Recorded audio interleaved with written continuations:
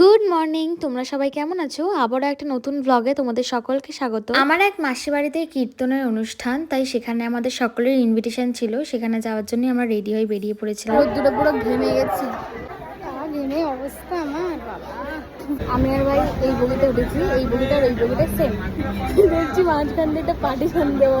আমরা ভাবছিলাম যে একটা বগিতে দুটো দরজা।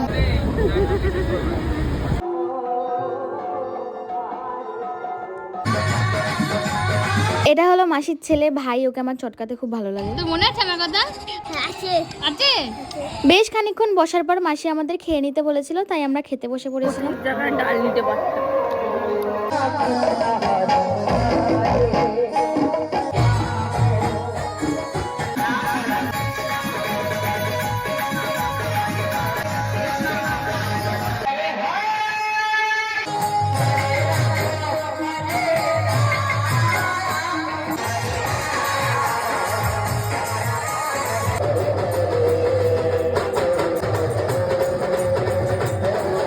তারপর ওই সন্ধে লাগার আগে আগে মানে বিকেলের পরপর আমরা বেরিয়ে পড়ি বাড়ি আসার জন্য। আর তার সাথে সাথে আজকে ছিল তোজোর জন্মদিন, মানে বড় ভাইয়ের জন্মদিন ছিল আজকে। ভাইয়ের জন্মদিন আমি সকাল থেকেই জানতাম, কিন্তু এমন বিহেভ করেছি যে আমি কিছুই জানি না। তাও আমি লাস্ট মোমেন্টে এসে উইশ করে ওকে বলেছি ঠিক আছে তোকে আজকে মোমো খাওয়াবো, মানে খুব ক্যাজুয়ালি বলেছি। মায়ের সাথে দুই ভাইকেই পাঠিয়েছিলাম বাজারের মধ্যে মোমোর ইনগ্রিডিয়েন্টস কেনার জন্য। সেই ফাঁকেই আমি একটা কেক কিনে নিই।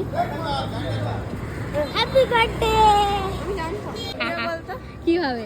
এই যে তুই যে করে হোক একে নিয়ে বেরোতে যাচ্ছিলিস, স্পয়লার হয়ে গেল। ব্যাস, কি কি কিনলি ওর ভেতরে? শাক পাতাও কিনে নিয়েছিস? ধনে পাতা নিয়েছি, ঠিক আছে। দেখো ভাই আমার কি করছে, আগে থেকেই মোমোর প্রিপারেশন শুরু করে দিয়েছে, আর এদিকে কেকের আনবক্সিং করছি আমি। ওহো, প্লাস্টিকটা থেকে বার করতে হবে তো। Happy birthday to you, happy birthday to you, happy birthday to you. হাততালি। ওর বাবা, মনিমাকে খাওয়া আগে দেয় না, ভাই দূরে রয়েছে, আর দেওয়া যাবে না, মুখ পুরো লালে লাল। হ্যাঁ হ্যাঁ হ্যাঁ, খাওয়া খাওয়া। এ না না না, ভাইকে খাওয়া। হ্যাঁ।